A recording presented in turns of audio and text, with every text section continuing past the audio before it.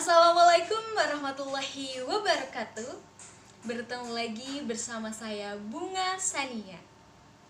Dan pada kesempatan kali ini saya akan menceritakan sebuah tokoh Indonesia yang begitu menginspirasi, yang begitu hebat, yang begitu terkenal, dan begitu fenomenal. Siapakah dia? Raden Adjeng Kartini. Raden Adjeng Kartini lahir di kota Jepara pada tanggal 21 April 1879 dan beliau meninggal di kota Rembang pada tanggal 17 September 1904. Raden Adjeng Kartini meninggal pada usia 25 tahun. Raden Adjeng Kartini adalah seorang tokoh pahlawan nasional, yaitu pahlawan Indonesia. Raden Adjeng Kartini lahir di tengah-tengah keluarga bangsawan. Oleh sebab itu, maka beliau mendapatkan gelar RA atau Raden Adjeng. Raden Adjeng Kartini adalah seorang tokoh wanita yang memperjuangkan emansipasi wanita pada kala itu. Ayah dari Raden Adjeng Kartini bernama Raden Masosroningrat. Raden Masosroningrat adalah putra dari Pangeran Aryo Jondro Negoro VI, yaitu seorang bupati Jepara. Ibu dari Raden Adjeng Kartini bernama Mas Ayu Ngasirah. Mas Ayu Ngasirah adalah seorang anak dari kiai atau guru agama dari Teluk Kawur, kota Jepara. Dalam sejarah ada yang menyebutkan bahwa Raden Adjeng Kartini adalah keturunan dari Sri Sultan Hamengkubuwono IV, atau Raden Adjeng Kartini adalah langsung keturunan dari kerajaan Majapahit. Ibu dari Raden Adjeng Kartini yaitu Mas Ayu Ngasirah sendiri adalah seorang rakyat biasa. Oleh sebab itu, pada saat itu peraturan kolonial Belanda yang mengharuskan bahwa apabila seseorang ingin menjadi bupati, maka beliau harus menikah dengan keturunan bangsawan. Oleh sebab itu, ayah dari Raden Adjeng Kartini menikah kembali dengan Raden Ajeng Werjan, yaitu seorang tokoh dari kerajaan Madura. Kita bisa banyak sekali belajar dari berbagai buku mengenai Raden Adjeng Kartini, yaitu salah satu buku yang berjudul Door Trisman Tok Lech, atau yang artinya habis gelap terbitlah terang. Dalam buku tersebut kita bisa banyak mengenal mengenai Raden Adjeng Kartini. Pada saat itu Raden Adjeng Kartini banyak sekali menulis surat-surat yang ditunjukkan kepada sahabat-sahabatnya yang berada di negeri Belanda. Apakah semua surat-suratnya itu hanya dibuktikan perjuangannya lewat surat saja? Akan tetapi tidak.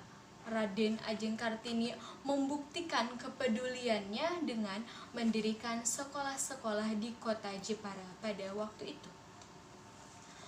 Upaya dari putri seorang bupati ini membuka penglihatan banyak sekali kaum-kaum wanita pada saat itu. Di era Kartini, pada akhir abad 19 dan awal abad 20, Kartini merasakan bahwa wanita pada saat itu tidak merasakan kebebasan, tidak mempunyai hak-hak yang seharusnya ada dalam seorang diri wanita. Pada saat itu Kartini merasa tidak bebas menentukan pilihan hidupnya. Bahkan untuk menentukan calon pendamping hidupnya pun ditentukan oleh orang tuanya. Kartini hanya sempat memperoleh pendidikan sampai ILS atau Europe Language school, yaitu tingkatan hanya sekolah dasar. Nah, pada saat itu setelah tamat dari sekolah dasar, Kartini harus mengalami atau melakukan pingitan sampai waktunya ia akan menikah. Merasakan hambatan yang seperti itu, Kartini remaja yang banyak sekali bergaul dengan orang-orang Belanda dan gemar sekali membaca, dan beliau membaca salah satu buku karya Multatuli yang berjudul Machiavelli dan karya-karya tokoh lainnya, yaitu tokoh-tokoh yang sangat menginspirasi. Dia merasakan sendiri bagaimana ia harus memperoleh sekolah hanya tingkat sekolah dasar, sedangkan dia adalah seorang anak bupati. Dan bisa dibayangkan bagaimana apabila hanya anak seorang orang yang biasa, dia tidak pernah merasakan sekolah sama sekali.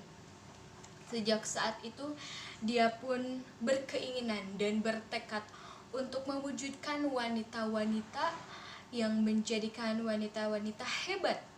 Maka pada saat itu beliau mendirikan sekolah. Nah, dalam sekolah-sekolahnya itu diajarkannya seperti memasak dan lain sebagainya. Sejak saat itu dia pun mendapatkan beasiswa di Belanda dan beliau pun meminta izin kepada sang ayah. Ayah, apakah boleh Kartini bersekolah di negeri Belanda? Kartini ingin menjadikan wanita-wanita Indonesia yang hebat, ayah. Dan ayahnya menjawab, tidak Kartini, kamu harus tetap di sini. Pamali apabila seorang anak perempuan pergi jauh. Mau dikatakan apa lagi?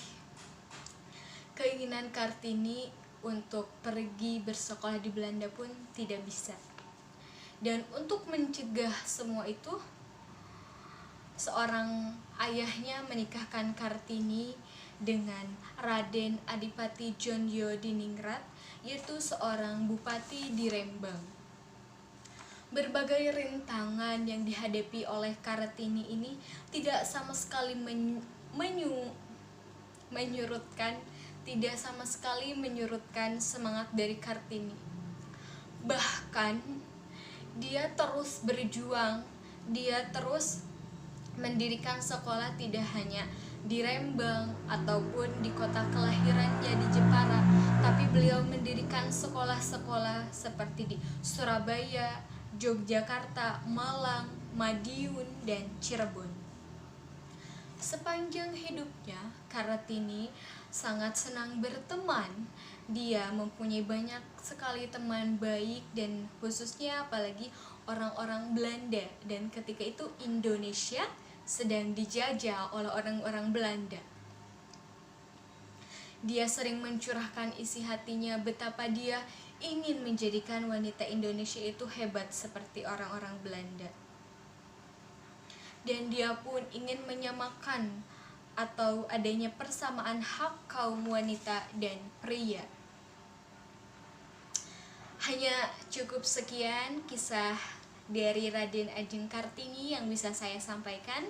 Semoga bermanfaat, semoga menginspirasi, dan kita sebagai wanita pada saat ini kita harus membuktikan bahwa wanita itu tidaklah lemah, bahwa kita harus membuktikan bahwa wanita masa kini adalah cerminan dari Kartini masa lampau yang begitu menginspirasi dan begitu hebat. Mungkin sekian dari saya.